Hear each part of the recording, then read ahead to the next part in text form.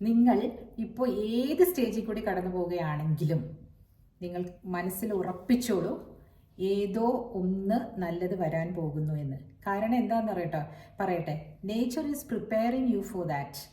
ഓരോരുത്തരും ഓരോരോ തരത്തിലുള്ള പരീക്ഷണങ്ങളിൽ കൂടി തന്നെയായിരിക്കും ജീവിതത്തിൽ കടന്നു പോകുന്നത്. ആ ഓരോ അനുഭവങ്ങളും നമുക്ക് ലെസൺസ് ആയിട്ട് എടുക്കാം. ഓരോ ചാപ്റ്റേഴ്സാണ് നമ്മുടെ ജീവിതത്തിൻ്റെ.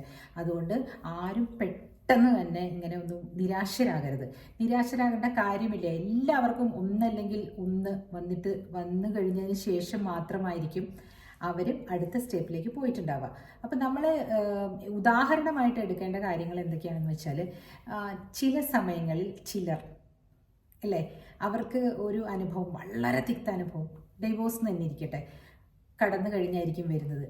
പക്ഷേ അവരുടെ ജീവിതത്തിലേക്ക് ഇനിയൊരു നല്ല ആൾ വരാൻ വേണ്ടിയിട്ടായിരിക്കാം ആ ഡിവോഴ്സ് സംഭവിച്ചത് എന്നങ്ങ് വിചാരിക്കുക കേട്ടോ. ഞാനൊരു ഉദാഹരണം പറഞ്ഞു എന്നേ ഉള്ളൂ, പറയാൻ പറ്റുന്ന ഒരു ഉദാഹരണം. മറ്റേ വേറെ ഉദാഹരണങ്ങൾ പറഞ്ഞു കഴിഞ്ഞാൽ എല്ലാവർക്കും അത് അത്ര ഇഷ്ടമാവില്ലല്ലോ. അതുകൊണ്ട് ഈ ഡിവോഴ്സ് എന്ന് പറഞ്ഞത് പറഞ്ഞു എന്നേ ഉള്ളൂ കേട്ടോ. ഞാൻ ഉദ്ദേശിച്ചത് എന്ത് തന്നെ നടന്നാലും നമ്മൾ കറേജിയസ് ആയിട്ട് നിലകൊള്ളണം. ആ റെസിലിയൻസ് ആണ് നമ്മൾക്ക് നാളത്തേക്കുള്ള ചവിട്ടുപടിയായിട്ട് വരിക. Okay, cheers. സന്തോഷമായിട്ടിരിക്കൂ.